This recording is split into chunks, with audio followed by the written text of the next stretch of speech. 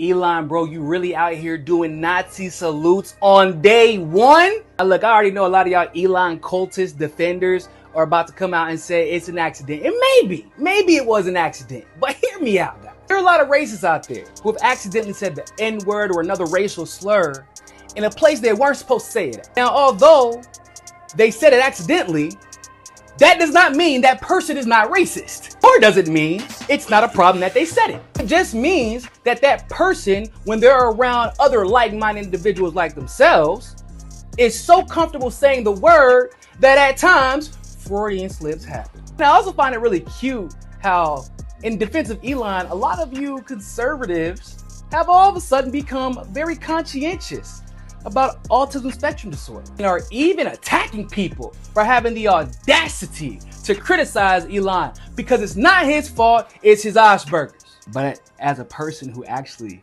is on the spectrum, I got some bad news for y'all. That ain't the defense you think it is. When you are on the spectrum, you have a problem controlling your impulses. The filter that would normally kick in for a person that is neurotypical does not kick in for a person, generally speaking, if they're on the spectrum, especially in situations where they're overstimulated or overexcited. So what actually ends up happening is that, like, you blurt something out that you were thinking but you didn't want other people to hear, or you just accidentally do a Nazi salute in front of the whole world because you forgot that the whole world was watching. Point being is that being on the spectrum or having Asperger's does not mean you cannot be racist. It just means that if you are racist, the likelihood of people figuring it out is higher because you can't control your impulses all the time. So yeah, go ahead and throw that motherfucking argument out the window too. Now we couple all that with the fact that Elon is an apartheid baby whose maternal grandparents moved to South Africa because they admired Hitler, they admired the apartheid government, and were part of the Nazi party in Canada. She still going out. I didn't get, her parents, by the way, were very fanatical in favor of apartheid. This is quite interesting. Her parents came to South Africa from Canada because they sympathized with the Afrikaner government.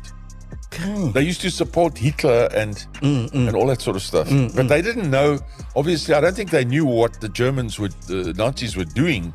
But they in Canada, they were in the German party in Canada, and they sympathized with the Germans. Yeah. So when the Afrikaners government came into power here in 1948, then May's father, who was quite an interesting guy, he was a very good pilot, he said he wants to be with the Afrikaners because he agrees with apartheid, you see. You see what I mean? Yeah. Maybe it's okay to admit your boy messed up, he exposed himself, and he just kind of reminded everybody exactly where he came from. As they say in Brazil, fio de peixe, peixe é. In other words, if you come from a family of racist Nazis, maybe you just saw one too many photos of Nazis and had one too many conversations about Nazis. I'm just saying, bro, there's no way to defend this. Just be like, yo, you got to do better next time and move on at the bare minimum. But no, you don't get to just do a Nazi salute twice accidentally during the inauguration and we just gonna ignore that shit.